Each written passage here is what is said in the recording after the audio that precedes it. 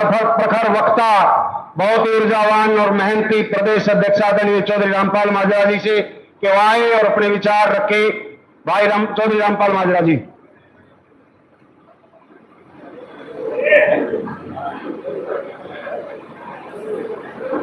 बहुत ही सम्मान के योग इंडियन नेशनल लोकदल के राष्ट्रीय अध्यक्ष आदरणीय चौधरी अभय सिंह चौटाला जी, मंच पे विराजमान मेरे छोटे भाई और राष्ट्रीय संगठन सचिव उमेर लोहान जी, यहाँ के जिले के अध्यक्ष सतपाल जी, यहाँ के शहरी अध्यक्ष विजय जैन जी, अलका आंसी के अध्यक्ष सतपाल जी और नारनौंद के अध्यक्ष राजेश बिल्लू जी और तमाम पार्टी के समर्पित निष्ठावान कार्यकर्ता मित्रों और दोनों हलकों से आए हुए भाइयों और बहनों, सर्वप्रथम तो दिल की गहराई से तमाम आप सब कार्यकर्ता दोस्तों को आज तमाम हांसी और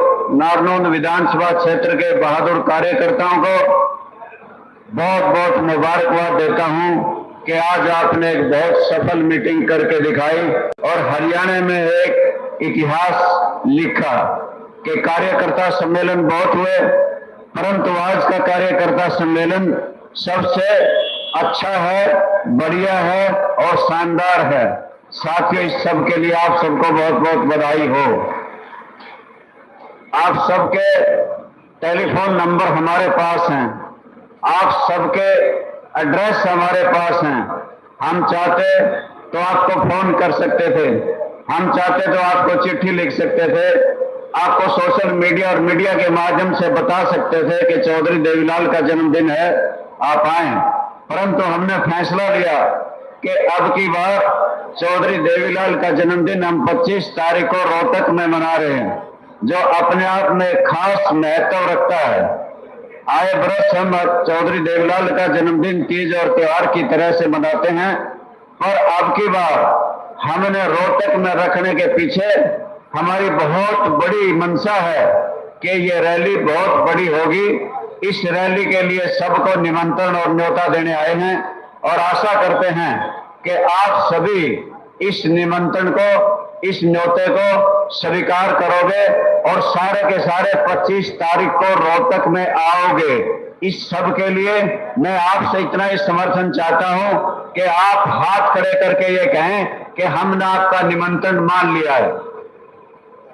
बहुत बहुत धन्यवाद। साथियों, चौधरी देवीलाल एक बहुत बड़ी शख्सियत थे।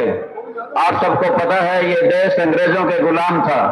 देश की आजादी की लड़ाई शेर आजम भगत सिंह, राजगुरु और सुखदेव लड़ रहे थे। महात्मा गांधी ने अपना आजादी का आंदोलन छेड़ा हुआ था और इस देश में एक नारा लगता था कि 100 रुपया चांदी का, देश में राज महात्मा गांधी का। अगर कोई भी ये नारा लगा देता था तो अंग्रेज उसको जेल में डाल देते थे। चौधरी देवीलाल ने 14 वर्ष की उम्र में आजादी का झंडा उठाया और नारा लगाया कि 100 रुपया चांदी का, देश में राज महात्मा गांधी का। चौधरी देवीलाल को जेल में भेज दिया गया। ये जो आजादी हमारे यहाँ पे आई, ये शहीद आजम भगत सिंह, राजगुरु सुखदेव की कुर्बानियों से आई थी, महात्मा गांधी जी के आंदोलन से आई थी, चौधरी देवीलाल जैसे जननायक का जेल में जाने से आई थी।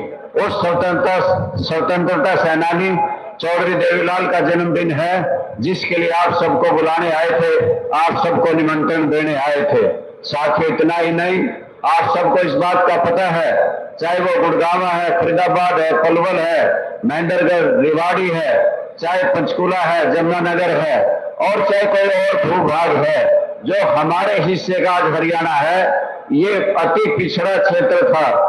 ना इसमें नहरें थी, सड़कें थी, ना इसमें बिजली थी, ना पानी था, इसमें ना ही स्कूल थे, ना ही किसी प्रकार के महाविद्यालय, विश्वविद्यालय थे, इसमें ना अस्पताल था। चौधरी देवीलाल ने महसूस किया कि टैक्स का पैसा हम देते हैं और विकास पंजाब का होता है। चौधरी देवीलाल ने लड़ाई लड़ी, संघर्ष किया और 1 नवंबर 1966 को हरियाणा बना। उस हरियाणा बनाने वाले चौधरी देवीलाल का जन्मदिन है, जिसके लिए आप सबको बुलाने आए हैं। साथियों, आप सबको पता है 1977 में चौधरी देवीलाल हरियाणा प्रदेश के मुख्यमंत्री बने। तब साइकिल पे, रेडियो पे, टेलीविजन पे, ट्रैक्टर पे टोकन होता था, टैक्स लगता था।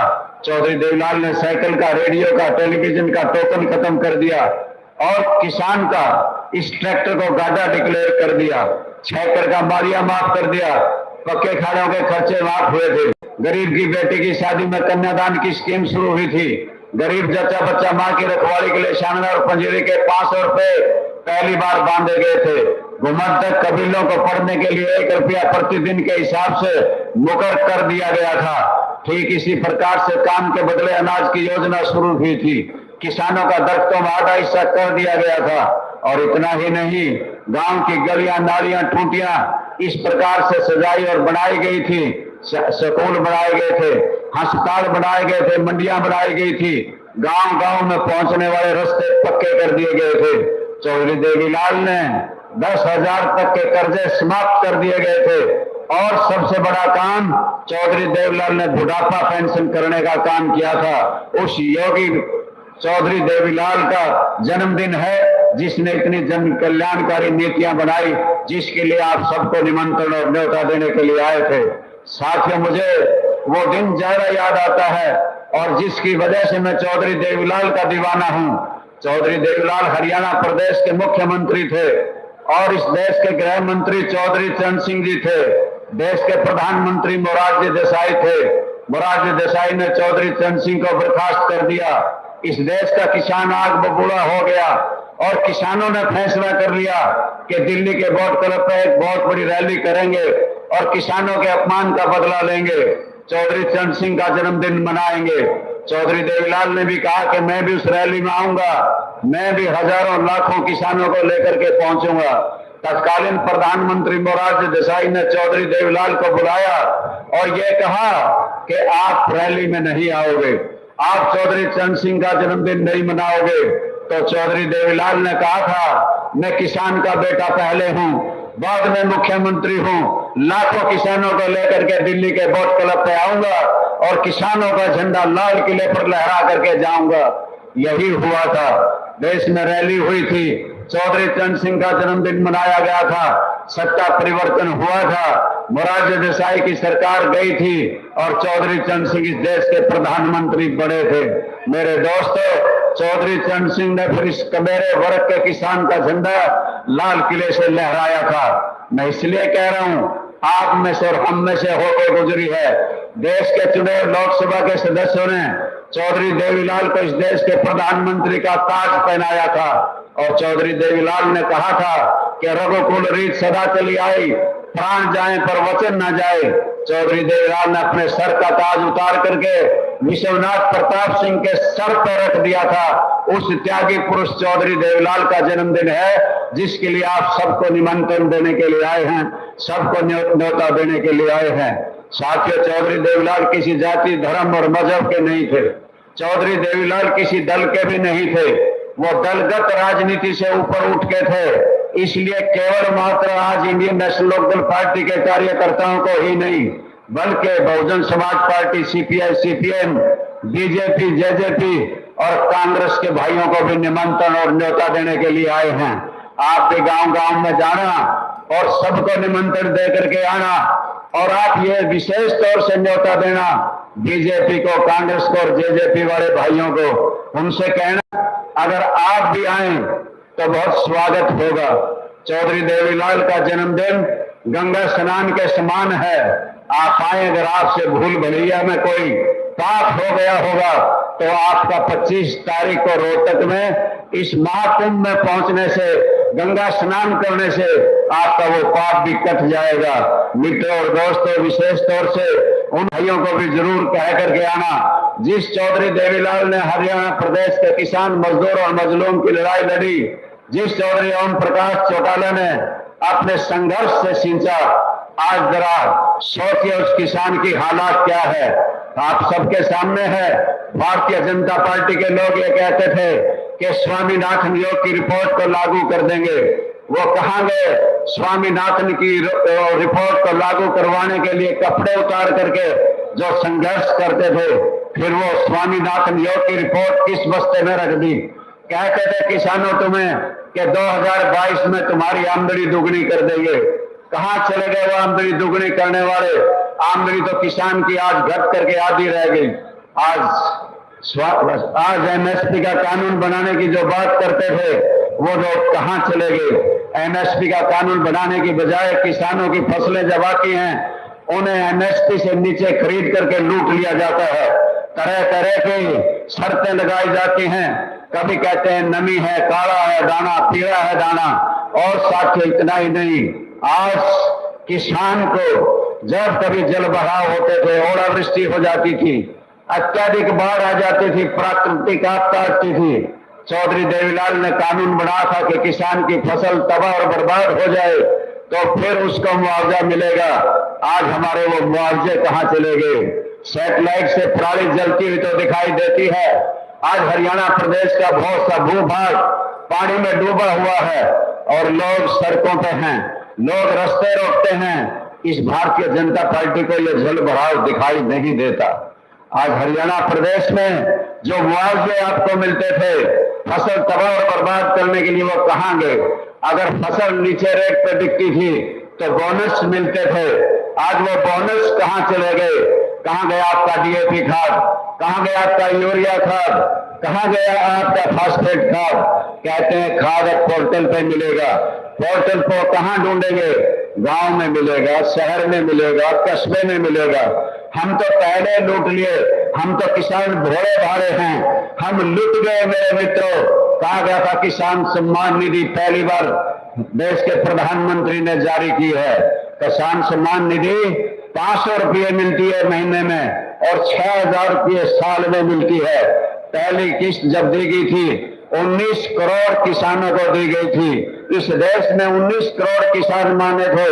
दूसरी किस्त आई तो 14 करोड़ किसानों को दी गई थी। अगर तीसरी किस्त आई तो 11 करोड़ किसानों को दी गई और चौथी किस्त आई तो केवल मात्र 9 करोड़ तरह तरह की शर्तें लगा करके किसानों को दी गई। 9 करोड़ पे लाके खड़ा कर दिया और हमारी वोट केवल इन 500 रुपये प्रति माह के हिसाब से देने की वजह से भारतीय जनता पार्टी ने लूट ली। हम ही नहीं, ये गरीबी रेखा से नीचे रहने वाले भाई भी लुट गए। इनको केवल 5 किलो अनाज मुफ्त में दे करके इनसे नारे लगवाए गए और इनसे लूट ली इनकी वोट भी सारी भारतीय जनता पार्टी को चली गई, केवल 5 किलो अनाज के मुफ्त के बदले में। और साथियों, ये भारतीय जनता पार्टी हमारे किसानों के खिलाफ है, किसान नेताओं के खिलाफ है, किसान रहबरों के खिलाफ है।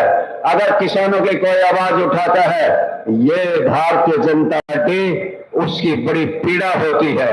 साथियों, आपके सामने है, इस देश में सत्यपाल मलिक जी 5 प्रांतों के गवर्नर रहे और दुनिया से विदा हो गए। उन्हें जो शासकीय सम्मान दिया जाना चाहिए था, उनकी मौत पर जिस प्रकार से राजकीय सम्मान उन्हें दिया जाना चाहिए था, नहीं दिया गया। भारतीय जनता पार्टी की अच्छी मानसिकता इस बात से दुखी थी भारतीय जनता पार्टी के सत्यपाल मलिक जी ने जब किसान आंदोलन कर रहे थे एमएसपी का कानून बनाने की वकालत कर दी थी, किसानों का पक्ष ले लिया था। जगदीप धनखड़ जी इस देश के उपराष्ट्रपति रहे, उनका इस्तीफा दिया गया और बाद में उन्हें विधायक पार्टी भी नहीं दी, क्योंकि उन्होंने कह दिया था ये किसान सम्मान निधि है क्या, इसको बढ़ाया जाना चाहिए। जगदीप धनखड़ जी ने कह दिया था एमएसपी का कानून बनाओ, इन किसानों की बात सुनो। जगदीप धनखड़ जी को विधायक पार्टी भी नहीं दी। इससे साफ झलकता है जो किसानों की बात करता है, जो किसानों के हक में आवाज उठाता है, ये भारतीय जनता पार्टी उसे पीड़ा मानती है। साथियों, आज जहां किसान की दुर्दशा करके रख दी, कमेरे की दुर्दशा की, उस मजलूम और गरीब और दरिद्र पतित बेसहारा की जहां इन्होंने हालात नाजुक कर दी, वही हरियाणा प्रदेश को उजाड़ के रख दिया। जिसका सपना चौधरी देवीलाल ने सजाया था कि विश्व का सबसे अग्रणी प्रदेश बनाऊंगा, आज हरियाणा प्रदेश कर्जे के बोझ से नीचे दबा हुआ। 3,52,000 करोड़ का कर्जा है और कर्जे पे कर्जा लिया जा रहा है। अगर किस्तें आती हैं तो फिर कर्जा ले लेते हैं, फिर किस्त आती है फिर कर्जा लेते हैं। कर्जे के बोझ के नीचे दबा हुआ हरियाणा आज विनाश की ओर अग्रसर है। ये गुलछर्रे उड़ा रहे हैं, अपनी कोठियों पे पैसा खर्च कर रहे हैं, बंगलों पे, हेलीकॉप्टर पे, और इतना ही नहीं, इन्हें कोई शुद्ध जनता की नहीं। आज हरियाणा प्रदेश बेरोजगारी में नंबर 1 का सूबा है। साथियों, हरियाणा प्रदेश के लाखों नौजवान बेरोजगार हैं।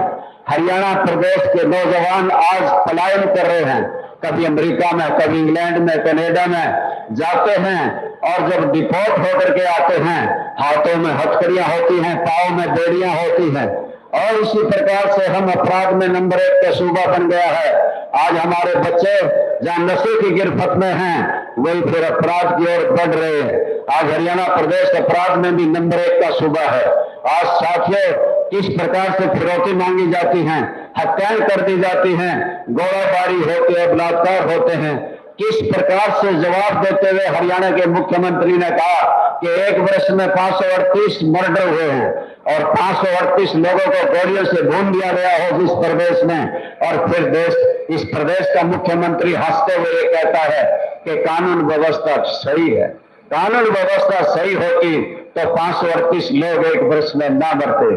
साथियों, इतना ही नहीं, आज तो रक्षक ही बक्षक बन गए हैं, बाढ़ खेत को खाती है। दरिया के किनारे खुद पानी चूस गए हैं, बिजली खंभे चाट गए। आज स्कूलों में मास्टर नहीं, अस्पतालों में डॉक्टर नहीं। आज जल घरों में जल नहीं, बिजली घरों में बिजली नहीं। आज आयुष्मान कार्ड हैं, परंतु आयुष्मान कार्ड से इलाज नहीं होता।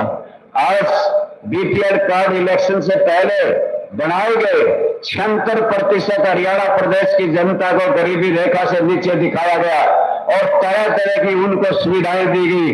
वोट लेकर के अब वो बीपीएल कार्ड काट दिए गए। 9 लाख तो काट दिए, हरियाणा विधानसभा में बताया गया, और आगे काटने की तैयारी है, क्योंकि वोट ले लिए, काम चला लिया, और जिस प्रकार से उनसे ठगी करी और काटने शुरू कर दिए। मेरा कहने का भाव ये, आज सड़कें हैं तो उनकी हालात बुरी है। आज नहरें हैं, रजबाएं हैं, माइनर है, डिस्ट्रीब्यूटरी हैं, पर पानी नहीं है। इन हालात में मुझे चौधरी देवीलाल और चौधरी ओम प्रकाश चौटाला की याद आती है। मेरे मित्रों और दोस्तों, कैथल की भरी मंडी में चौधरी देवीलाल का जन्मदिन मनाया जा रहा, लाखों लोग हाजिर थे। चौधरी ओम प्रकाश चौटाला ने कहा कि मेरा राजनीतिक वारिस चौधरी अभय सिंह चौटाला को घोषित करता हूं। कैथल की मंडी इस बात की गवाह है, और लाखों लोगों ने हाथ उठा करके चौधरी ओम प्रकाश चौटाला का साथ और समर्थन देने का फैसला किया था, और कहा था कि आगे मेरी नीतियों को, चौधरी देवीलाल की नीतियों को अभय सिंह चौटाला आगे बढ़ाएगा। साथियों, वो जांचे परखे हैं। अभय सिंह चौटाला जांच और परख के बाद ही चौधरी ओम प्रकाश चौटाला ने अपना राजनीतिक वारिस डिक्लेयर किया है।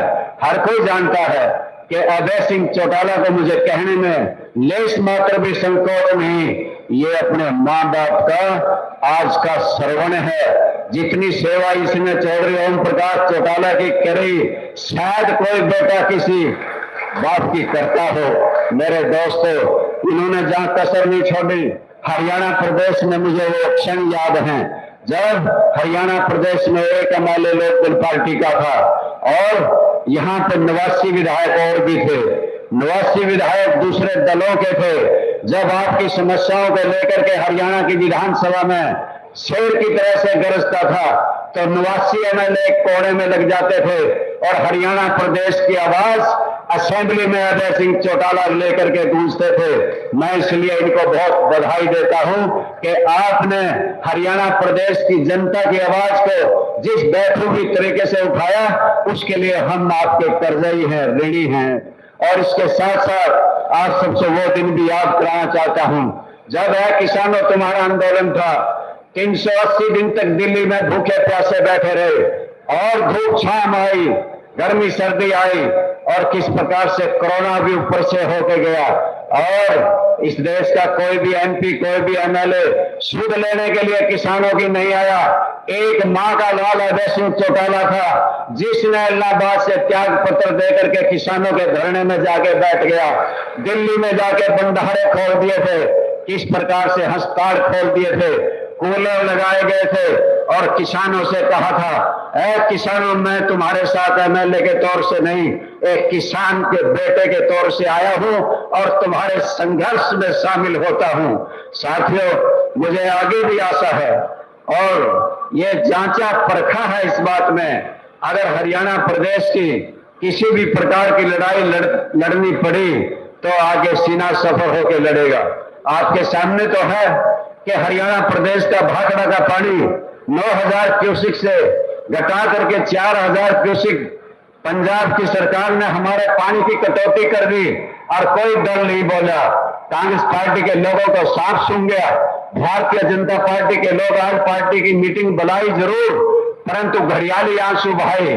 साथियों, केवल मात्र अभय सिंह चौटाला ललकारे थे कि पंजाब की सरकार होश में आ जाए, नहीं तो 25 तारीख को पंजाब में जाने वाले सारे रास्ते बंद कर दूंगा।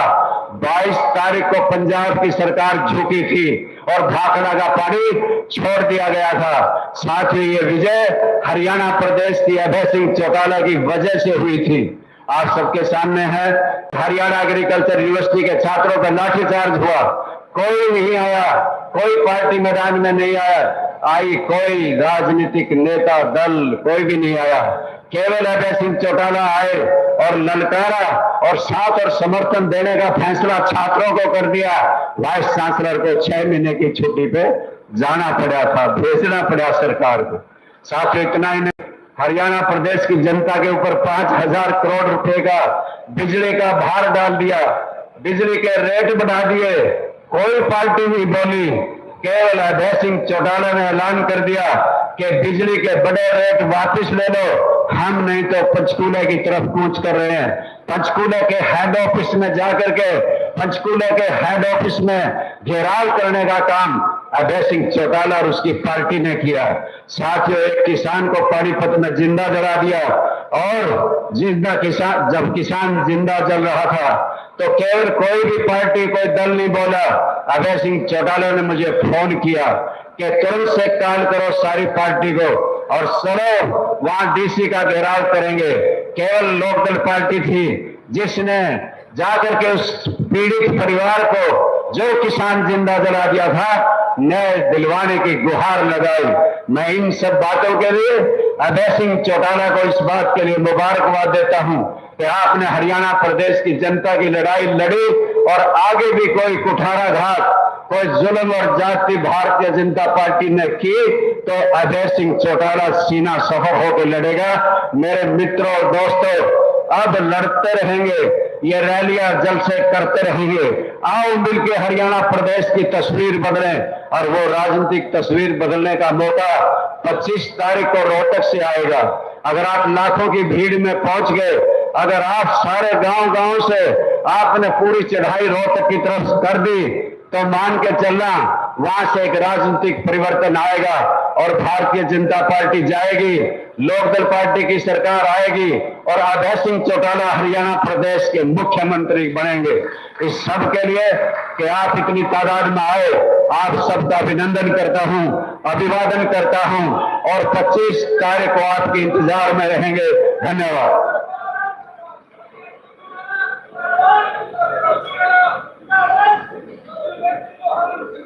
बहुत बहुत धन्यवाद आदरणीय अध्यक्ष जी, जहां आपने संगठन की मजबूती के बारे में बताया, वही सत्ता पक्ष और मुख्य विपक्ष के नाकारापन को विस्तृत रूप से चर्चा किया। अब मैं पूरे पंडाल की तरफ से 2 पंक्तियां भाई अभय सिंह चौटाला को समर्पित करता हूं। उठाओ है तुम जैसे हो श्री अर्जुन धनुर्धारी, रणनीति अब बनी ऐसी जैसे श्री कृष्ण चक्रधारी। सत्ता के जुल्मों से अब मुक्ति तुम दिलवाओ, हो राज फिर साउसा, कोई ऐसा जतन लगाओ, तेरे सिवाय कोई सत्य नहीं इस जग में, ना ही हमें मिला कोई सदाचारी, उधर रहे तुम जैसे श्री अर्जुन धनुधारी, दो बाजू है मजबूत आपके न घटने दे मान, एक है रामपाल माजरा जैसे राम के संग हनुमान, दूसरे हैं छोटे भाई लक्ष्मण, नाम है उमेद सिंह लोहान। अब भरो उड़ान बाज से ऊंची, पंख बनेगी ये जनता सारी, अब है सिवा तेरे कोई विकल्प नहीं, अब कहते हैं सब नर नारी। इन्हीं पंक्तियों के साथ मैं आमंत्रित करना चाहूंगा किसान साथियों को, भाई अभय सिंह चौटाला जी को पगड़ी बैठकर सम्मान करेंगे, श्री बलवान जी, विनोद जी, मास्टर प्रताप बरछत्र जी। उसके बाद हमारे बार के अध्यक्ष जींद के भाई विकास लोहान जी और ज्ञान प्रकाश लोहान जी, वो भाई अभय सिंह चौटाला को बुके भेंट कर सम्मानित करेंगे। भाई विकास लोहान जी और बार के अध्यक्ष हैं भाई विकास लोहान जी और ज्ञान प्रकाश जी, नारायण बार के अध्यक्ष हमारे लीगल सेल के अध्यक्ष हैं, वो बुके भेंट कर भाई साहब का स्वागत करेंगे। उनके बाद भाई विकास लोहान जी, ज्ञान प्रकाश जी बुके भेंट कर भाई साहब का स्वागत कर रहे हैं। उसके बाद भाई उमेद सिंह लोहान बुके भेंट कर भाई अभय सिंह चौटाला का आप सबकी तरफ से स्वागत करेंगे। एक हमारे कार्यकर्ता साथी अजमेर हैबतपुर जी, जो संघर्ष के प्रतीक चौधरी देवलाल चौधरी ओम प्रकाश चौटाला भाई अभय सिंह चौटाला की तस्वीर भेंट कर भाई साहब का स्वागत करेंगे। भाई अजमेर हैबतपुर जी।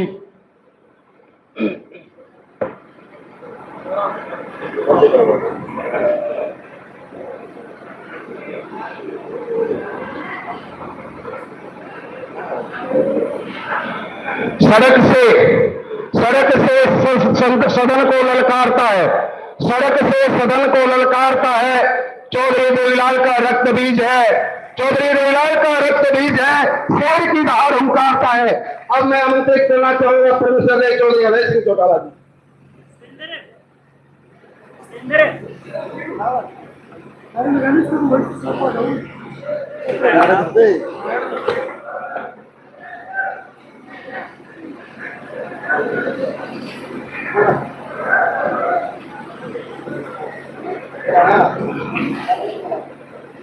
आदर और सम्मान के ओर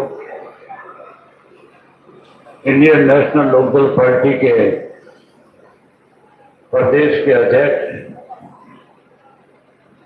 पूर्व में रहे मंत्री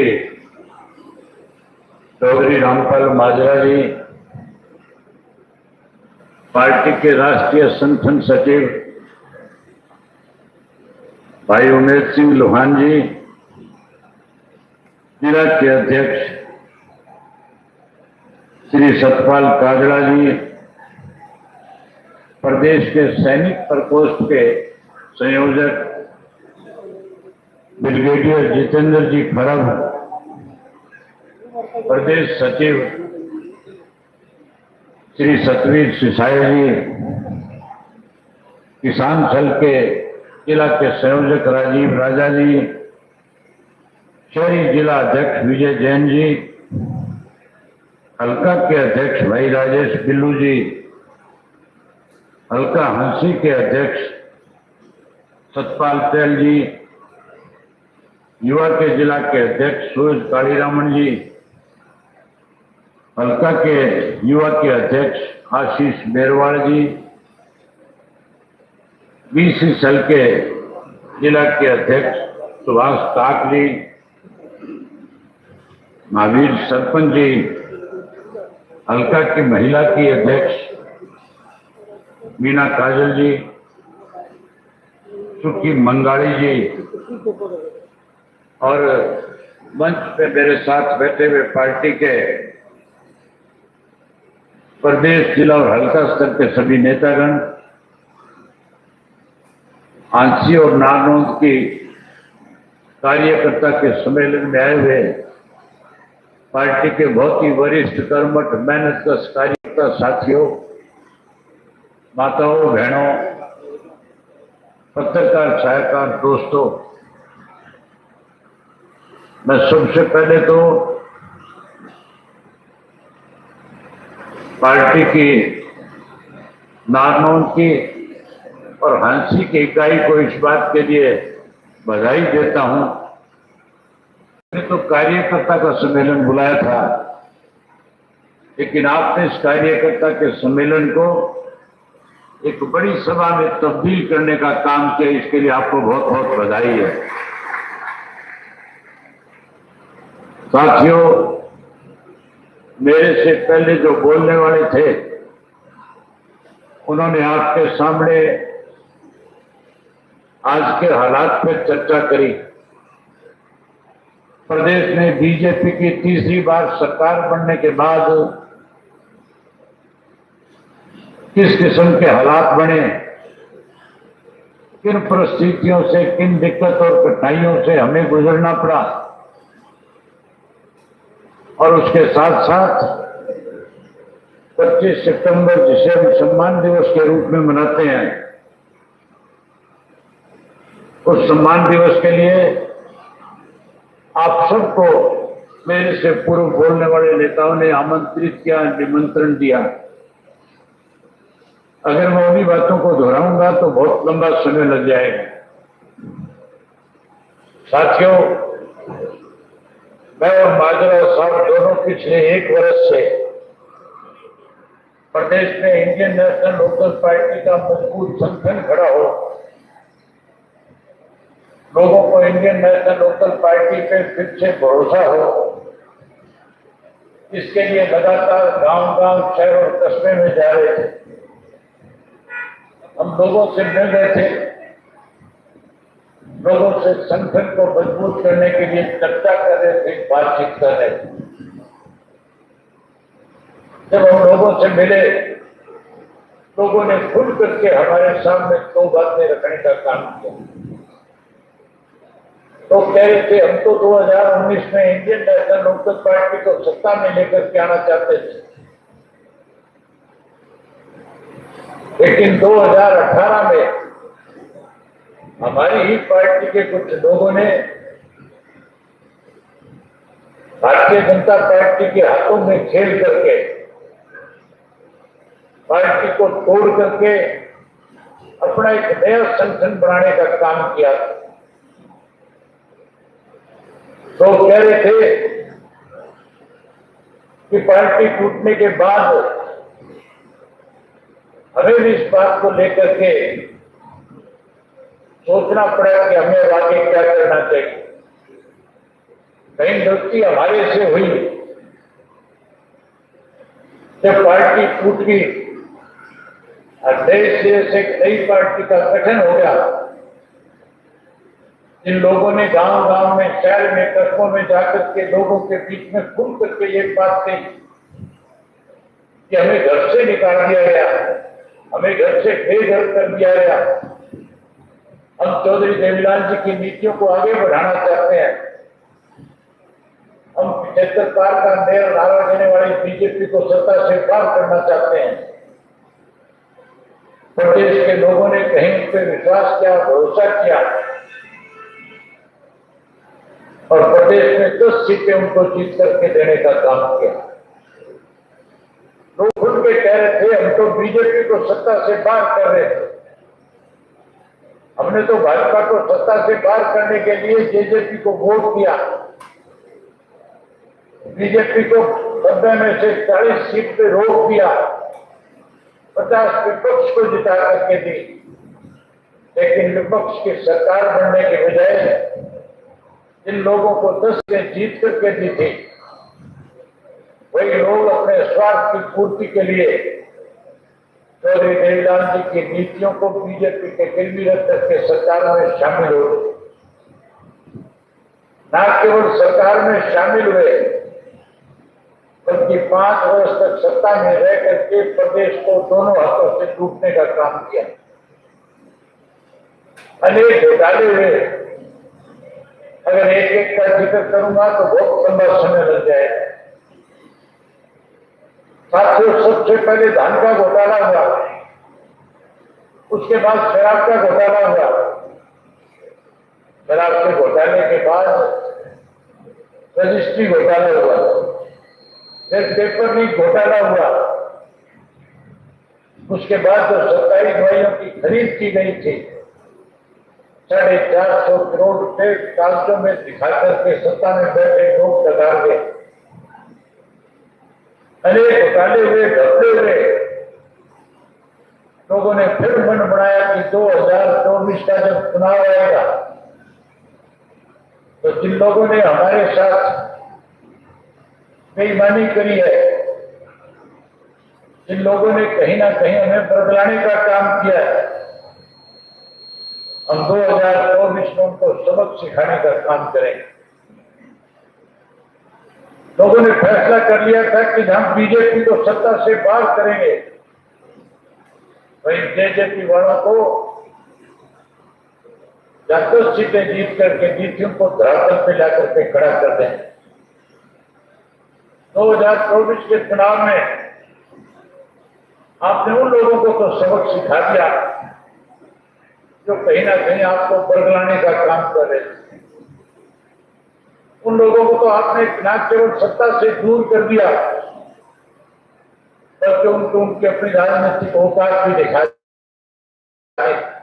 उनका छुपड़ा साफ कर दिया।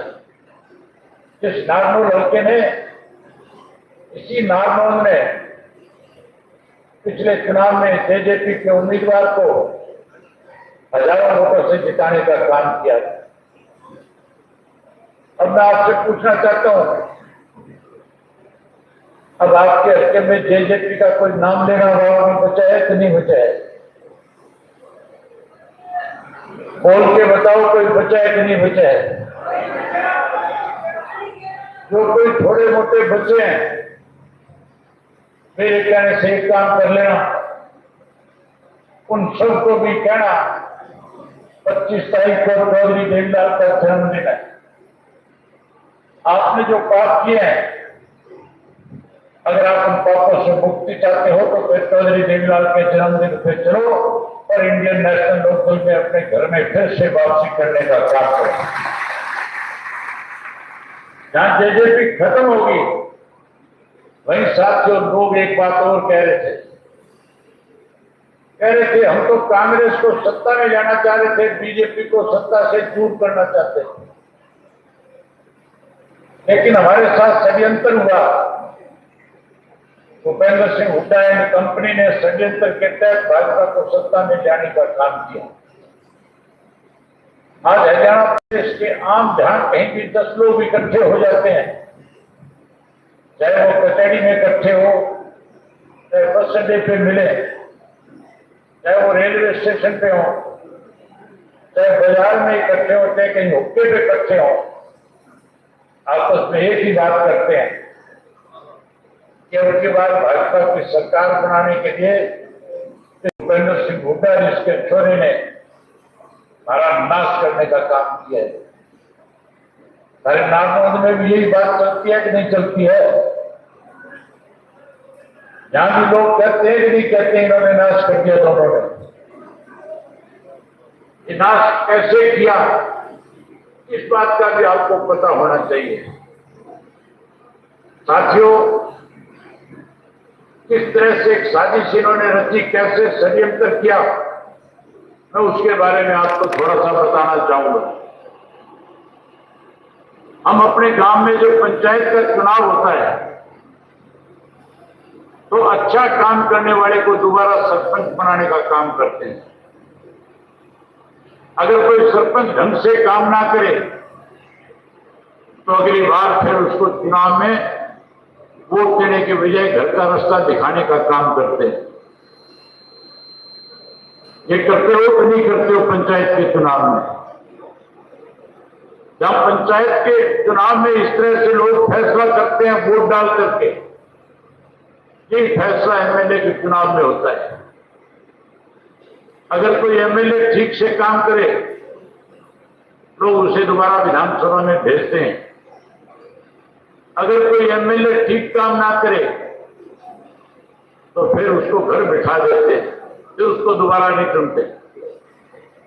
अब की बार भी चुनाव से पहले जो सर्वे कराए गए थे, सर्वे के अंदर हर पार्टी की तरफ से जब सर्वे हुआ था उसमें आया था कि कांग्रेस पार्टी के 30 सिटिंग एमएलए है, अगर इस 30 के 30 को दोबारा टिकट दे दी गई तो इनमें से 16 ऐसे निकम्मे हैं जिन्हें लोग घर बैठा देंगे, चुनाव हरा देंगे। चाहे वो कांग्रेस का सर्वे था, चाहे वो हमारा सर्वे था, चाहे बीजेपी का था, सब सर्वे में एक ही रिपोर्ट आ रही थी कि 30 में से 16 हारेंगे। और ये भी लिखा था कि अगर इन 16 की जगह नए चेहरे उतार दिए जाएं तो फिर 16 के 16 फिर कांग्रेस के जीत सकते हैं। हवा थी कांग्रेस की, लोग कांग्रेस को सत्ता में लाना चाहते थे, कांग्रेसी हमारे खिलाफ प्रचार करते थे, लोक दल वाले तो वोट काटे हुए, हमें बी टीम बताते थे कांग्रेस की, बीजेपी की। साथियों, ये बात तो मैं फिर बताऊंगा आपको, लेकिन वो 30 के 30 सीटें कैसे दिलाई गई, कैसे उनको दोबारा कैंडिडेट बनाया गया, ये गौर करने वाली बात है। चुनाव के 15 दिन पहले हरियाणा प्रदेश में ईडी के छापे मारे गए और ईडी ने बड़े बड़े बिल्डरों के यहां जब छापे मारे तो उसके अंदर एफआईआर रोज हुई जिसमें भूपेंद्र सिंह हुड्डा का नाम आया था। जब हुड्डा के खिलाफ एफआईआर होगी, ईडी वालों ने गिरफ्तार करने की बजाय हुड्डा को इशारा किया कि भाजपा के नेताओं से मिलो जाओ, कहीं आपकी जान बचाए। हुड्डा ने बीजेपी के नेताओं से संपर्क किया और संपर्क करके कहने लगा, मैं आपकी क्या मदद कर सकता हूं। भाजपा के नेताओं ने हुड्डा को सीधा संदेश दे दिया और कह दिया कि सिटिंग 30 के 30 एमएलए उनको टिकट दिलवाए। हुड्डा राहुल गांधी के पास गया और राहुल गांधी जी से जाकर के कहने लगा कि अगर हमने सिटिंग 30 के 30 को टिकटें नहीं दी तो फिर मान के चलो पार्टी में भगदड़ बच जाएगी, लोग पार्टी छोड़ करके चले जाएंगे, गलत संदेश जाएगा, बना बनाया राज चला जाएगा। राहुल गांधी ने हुड्डा की बात पर विश्वास किया, 30 सीटिंग को टिकट दे दी। भाजपा ने अगले दिन कहना शुरू कर दिया, अब हमारा राज बनेगा, कोई रोक नहीं सकता। जब नतीजा निकला साथियों, तो 30 में से 16 जिनके ऊपर उंगली उठाई जा रही थी कि हारेंगे, वो 16 के 16 चुनाव में धराशायी हो गए, हार गए, बीजेपी के 16 जीते। जहां 16 इस तरह से जिताए बीजेपी के, वहीं एक षड्यंत्र के तहत हुड्डा ने 2 कांग्रेस के और उम्मीदवारों को हराने का काम किया। दूर जाने की जरूरत नहीं है, एक उदाहरण आपके सामने बताता हूं। उचाना विधानसभा क्षेत्र आपके साथ लगता हुआ है, यहां से नजदीक है कि नहीं है? नजदीक उचाना के अंदर वीरेंद्र सिंह के लड़के विजेंद्र को टिकट दे दी कांग्रेस हाईकमांड ने। हुड्डा उसको टिकट दिलवाना नहीं चाहता था, राहुल गांधी ने टिकट दे दी। हुड्डा को यह डर सताने लग गया कि आने वाले कल को कहीं राहुल गांधी मेरे बरोबर में विजेंद्र को खड़ा करके कहीं लीडरशिप उसके हवाले ना कर दे। कैसे बीजेपी की मदद हो, कैसे वीरेंद्र के लड़के को खुदे लाइन लगाया जाए, इसके लिए साथियों हुड्डा ने अपने चलते 3 लोगों को इंडिपेंडेंट कैंडिडेट खड़ा कर दिया, निर्दलीय खड़ा करने का काम किया। एक तो खड़ा किया था गोगरीपुर का वीरेंद्र नाम का आदमी, दूसरा खड़ा कर दिया था संदील का दिलबाग सिंह, और तीसरा खड़ा कर दिया था उचाने का चेयरमैन जो काला था उसको। तीनों खड़े कर दिए और तीनों से ये कह दिया कि राजकल तो मेरा बनेगा, अगर तुम चुनाव हार भी जाओगे तो भी ऐसे बड़े पदों पे बैठा दूंगा जो एमएलए से भी ज्यादा ताकत रखते होंगे। इन्होंने चुनाव लड़ा, नतीजा ये निकला कि तीनों 60,000 वोट ले गए, वीरेंद्र का लड़का 32 वोट से हार गया। इस तरह से 9 हराए, तब जाकर के बीजेपी की सरकार प्रदेश में तीसरी बार बनी। हम आपको कहते थे कि हुड्डा कांग्रेस, हुड्डा बीजेपी के साथ मिला हुआ है, आपको हमारी बात पे विश्वास नहीं होता था। लेकिन अब हरियाणा का बच्चा बच्चा ये बात कहता है, बच्चे बच्चे को ये बात समझ में है कि भाजपा की तीसरी बार की सरकार हुड्डा के षड्यंत्र के द्वारा बनाई गई है।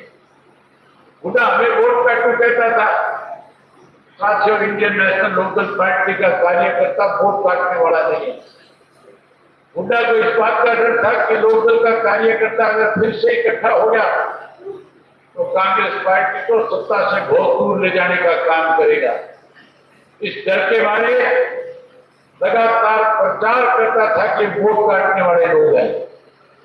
हम वोट काटने वाले नहीं, हम तो कांग्रेस की धान काटने वाले लोग हैं। हमने एक बार नहीं, इस प्रदेश से 4 पार्टी की धान काटने का काम किया है। याद करो साथियों, सन 1977 में कांग्रेस पार्टी का राज इस प्रदेश में होता था। चौधरी देवीलाल के नेतृत्व में लड़ाई लड़ी जनता पार्टी ने और कांग्रेस पार्टी को हरियाणा प्रदेश से सत्ता से बाहर कर दिया था। उसके बाद सन 1987 में जो कांग्रेस की टूटी बोलती थी, उस वक्त फिर न्याय युद्ध चला करके कांग्रेस को सत्ता से बाहर इंडियन नेशनल लोकल पार्टी ने किया। न केवल प्रदेश से बल्कि देश से कांग्रेस को उखाड़ने का काम किया। उसके बाद सन 99 के अंदर जब कांग्रेस, बीजेपी और चौधरी बंसीलाल की विकास पार्टी तीनों ने मिलकर के सरकार बनाई थी, हमने उन तीनों की सरकार को तोड़ करके लोकदल की चौधरी ओम प्रकाश चौटाला के नेतृत्व में सरकार बनाने का काम किया था।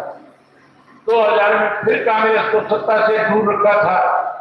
अब मैं आज आपके बीच में अब से पहले 46 विधानसभा क्षेत्रों में जाकर के आए। लोगों में भारी उत्साह है।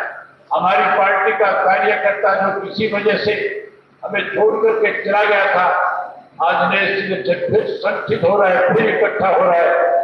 आज भी हजारों की भीड़ कार्यकर्ता के सम्मेलन में जो आ रही है, इस बात पे वोट लगाने का काम करने कि आने वाला कल इंडियन नेशनल लोकल पार्टी का है।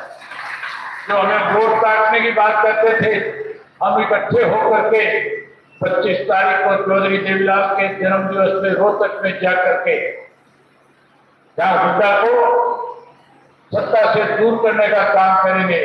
साथियों, 24 तारीख को हमारी मीटिंग थी कैथल में। उस मीटिंग के अंदर जब हम ये फैसला ले रहे थे चौधरी देवीलाल जी का जन्मदिन किस जिले में मनाया जाए, रोहतक के पार्टी के पदाधिकारी कार्यकर्ता मेरे सामने आकर के खड़े हो गए। कहने लगे अब की बार हम मनाएंगे। मैंने उनसे पूछा आप ऐसा क्या करोगे? कहने लगा जिस हुड्डा ने चौधरी का नारा देकर के कहीं हमें बरगड़ाया था, हमारे साथ धोखा किया, हम उस हुड्डा को यही ललकारने का काम करेंगे, यही इसकी राज काटने का काम करेंगे। आप हमें चौधरी साहब का जन्मदिन मनाने दो। मैं आपसे निवेदन करने आया हूं कि अगर आप चाहते हो कि आने वाले समय में इंडियन नेशनल लोकल पार्टी सत्ता में आए और हुड्डा और कांग्रेस पार्टी जो है वो सत्ता से दूर चली जाए, भारतीय जनता पार्टी सत्ता से पार हो जाए, तो फिर 25 तारीख को इतनी बड़ी संख्या में आज यहाँ आए हो, अपने साथ 5-5, 10-10 साथी और लेकर के हजारों की संख्या में रोहतक पहुंचने का काम करना। आओगे रोहतक में? साथियों, जब आप रोहतक आओगे तो मैं एक जिम्मेवारी इस उम्मीद की लगाने जा रहा हूं। आप लोगों को साधनों की चिंता करने की जरूरत नहीं है। जितने साधन आप कहोगे, सारे के सारे साधन आपको उम्मीद करवा करके देने का काम करेगा। माताओं बहनों से भी कहना चाहूंगा, आप भी बड़ी संख्या में आना। आप बहुत बड़े 50% आप मतदाता हो, आपकी ताकत बहुत बड़ी है। आप भी ज्यादा से ज्यादा संख्या में आना। आपके लिए क्रूजर गाड़ियों का इंतजाम उम्मीद करके देगा। आप क्रूजर में बैठ कर के आना, आपके लिए बच्चों का इंतजाम करके देगा। आप बच्चों में बैठ कर के आना। उम्मीद करूंगा कि नागमोहन हल्के से, रांची से हजारों की संख्या में लोग पहुंच करके चौधरी देवीलाल के प्रति जहां श्रद्धा सुमन अर्पित करेंगे, वहीं एक सीधा सीधा देश और प्रदेश को मैसेज देंगे कि आने वाला कल इंडियन नेशनल लोकल पार्टी का है। आने वाले समय में सत्ता पे काबिज इंडियन नेशनल लोकल पार्टी होने जा रही है। ये बात आपसे कहकर के आपसे याद करना चाहूंगा। आप सब ने मेरी बात सुनी। आप सबका बहुत धन्यवाद। जय हिंद, जय हरियाणा। है।